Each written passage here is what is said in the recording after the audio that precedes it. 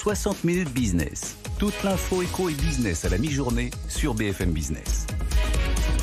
Avec Nicolas Bavrez, économiste et essayiste, auteur de Reconstruction que vous publiez aux éditions de l'Observatoire. Bonjour Nicolas Bavrez. Bonjour. Merci d'être avec nous. Un mot pour commencer sur l'inflation dans la zone euro. C'était l'un des principaux titres de notre émission. Tombé donc ce midi, confirmé à un niveau record au mois de novembre, à plus 4,9% sur un an, son plus haut niveau jamais enregistré.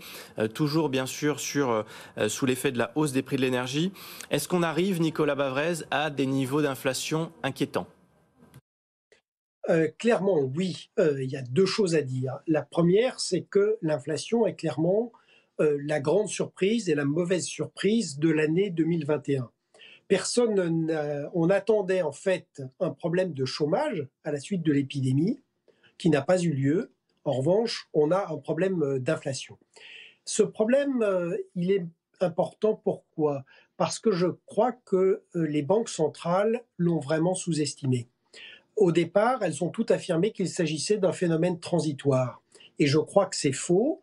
C'est faux parce qu'il est bien vrai qu'il y a une partie conjoncturelle liée à cette reprise très particulière, puisque le choc de l'épidémie a été très singulier au sens où ça n'est pas un déséquilibre du capitalisme, ce sont les États qui ont fermé les économies.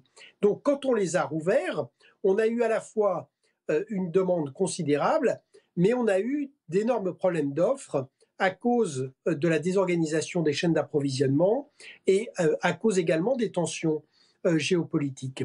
Mais c'est là où on voit qu'il y a bien aussi un problème structurel, c'est-à-dire que tout d'abord, on s'aperçoit qu'il y a une boucle avec les salaires qui commence à se mettre en place aux États-Unis, mais aussi en Europe. Il suffit de voir les négociations en Allemagne. Et surtout, cette hausse des prix, elle renvoie aussi à des évolutions très lourdes, l'évolution de la mondialisation qui est en train d'éclater et qui se reconfigure en blocs régionaux, les aspects climatiques, et il est clair que, par exemple, la hausse du coût de l'énergie, si on veut faire de la transition écologique sérieuse, eh bien de toute manière c'est quelque chose de durable. Et puis ensuite, il y a les tensions géopolitiques, et là encore, elles sont là pour durer. Donc, cette inflation qu'on nous a qualifiée de transitoire, comporte une dimension conjoncturelle, mais elle a une vraie dimension structurelle. Et c'est là où c'est un phénomène historique, parce que c'est vrai que depuis la fin des années 70 et depuis la politique de Paul Volcker, on avait éradiqué l'inflation. Aujourd'hui, elle est de retour, et elle est de retour pour, en tout cas, de manière durable. Bon, on est au niveau du pic, nous disait ce matin François Villeroy de Galhau, le gouverneur de la Banque de France, invité de BFM Business. Est-ce que vous partagez cet avis ? Je crois que c'est faux. Et donc, on est au pic pour la partie peut-être conjoncturelle, mais je crois que l'inflation, comme on le disait, c'est comme le tube de dentifrice. Une fois que c'est très facile à faire sortir, mais c'est impossible, très compliqué et long à remettre dans le tube.